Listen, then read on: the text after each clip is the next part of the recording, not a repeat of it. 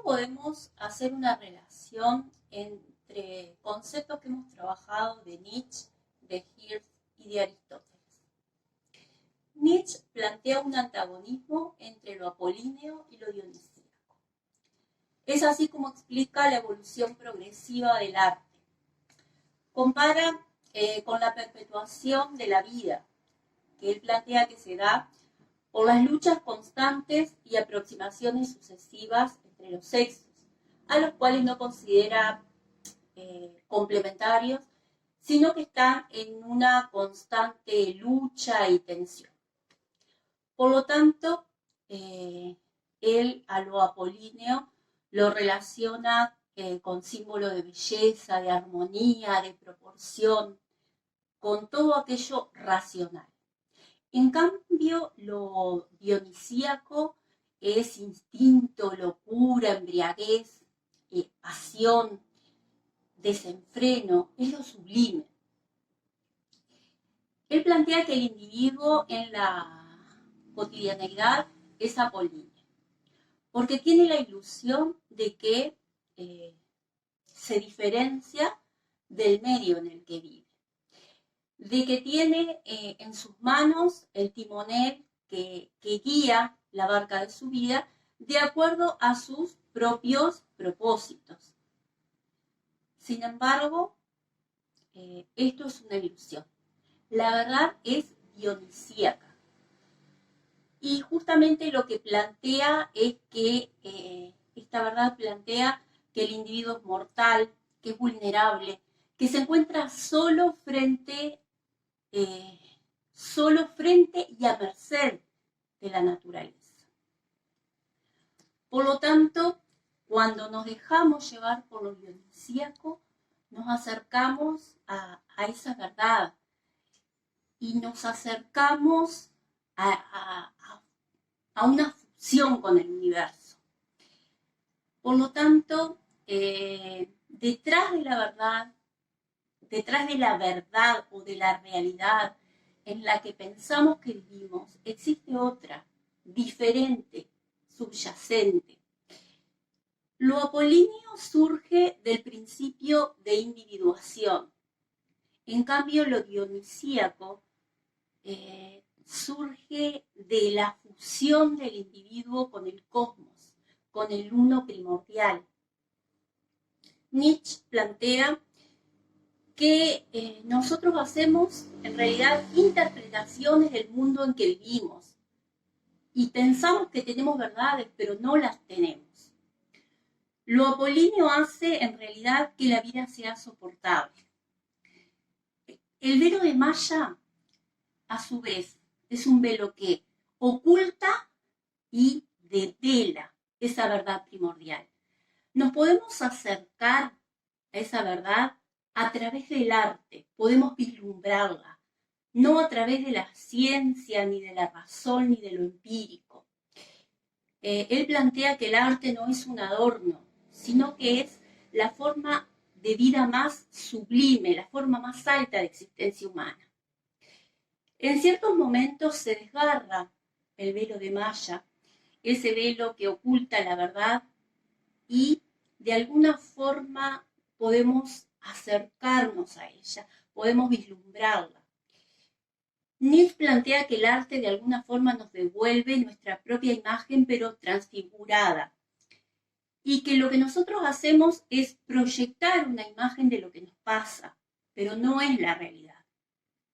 ¿Cómo podemos relacionar algunos de estos aspectos con Hirsch?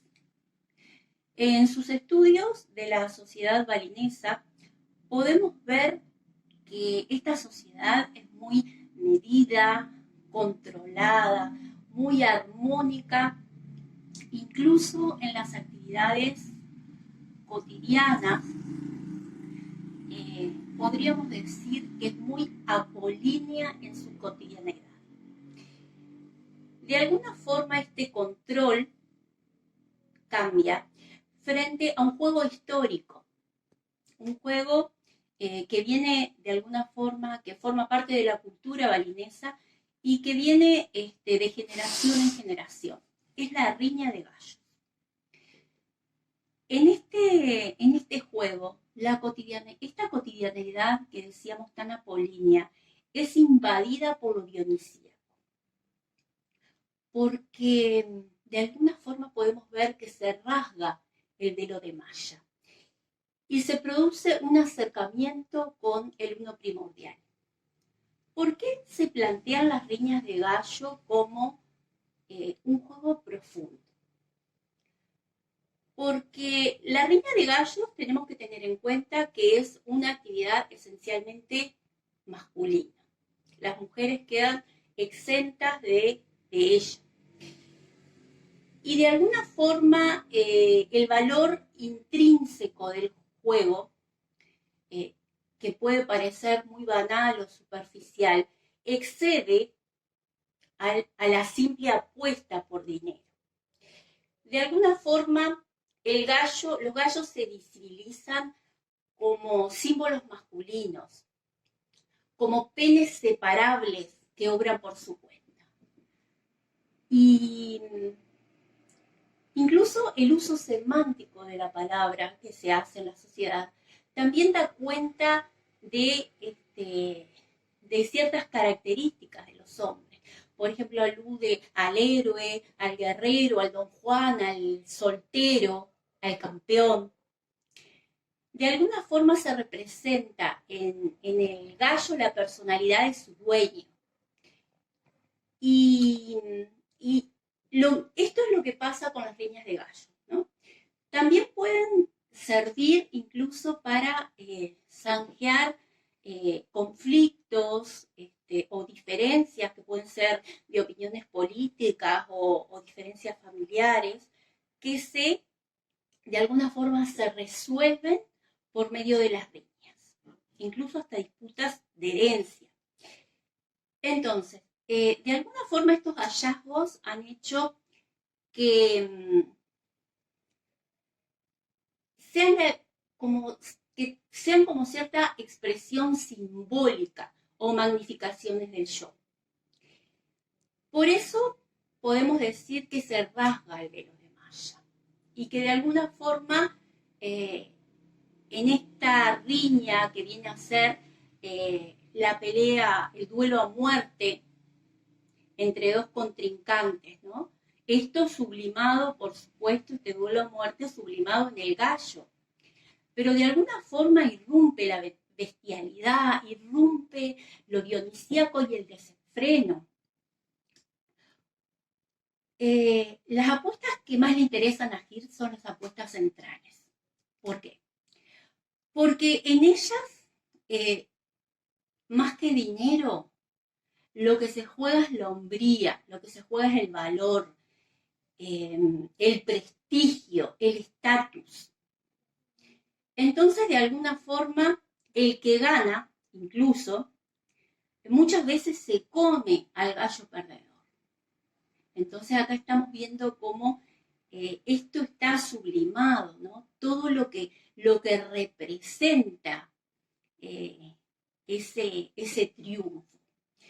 Entonces, de alguna forma también el dinero, más que tener un valor de apuesta, un valor económico, el dinero tiene un sentido más moral, porque justamente lo que se está jugando en estas apuestas centrales es lo social, es el prestigio, es el estatus.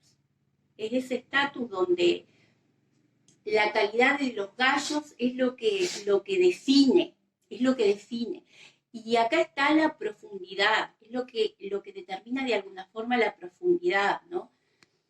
Que también es donde vemos acá el juego profundo, ¿no?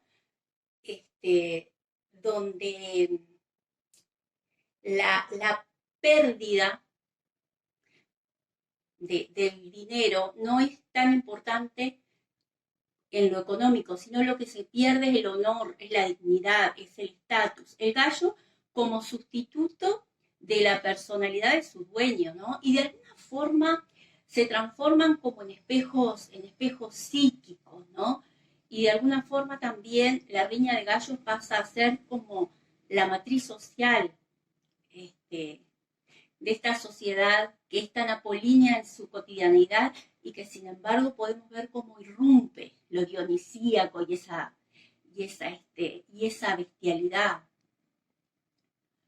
Porque es importante tener en cuenta que en esta condición animal está puesto el estatus por sobre todo, ¿no? Y cómo hay una interpretación moral, una interpretación social que va mucho más allá de lo que es un juego, una apuesta económica, sino que justamente ellos plantean que las riñas de gallo se juega con fuego pero no se quema. ¿Y por qué? Porque los conflictos y las rivalidades se activan en las riñas, ¿no?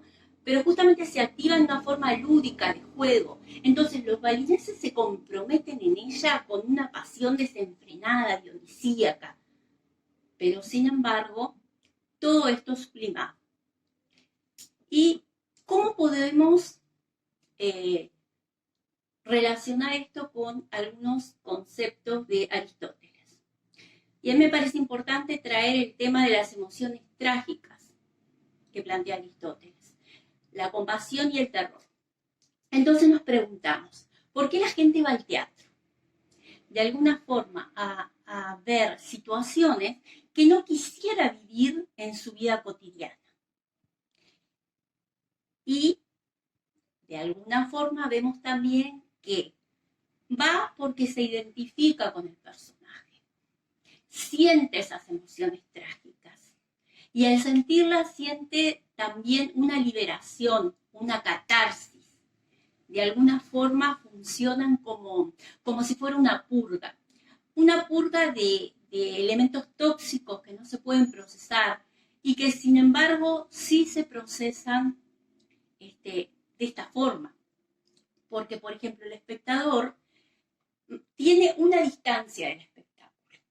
Se ubica en el lugar de la representación, está en el mundo de la representación, en el espacio del cómo sí, y esto lo protege. Entonces, él se identifica, siente, pero esto le produce un alivio, porque este espacio del cómo sí es el que lo contiene y el que de alguna forma permite que esas emociones se procesen.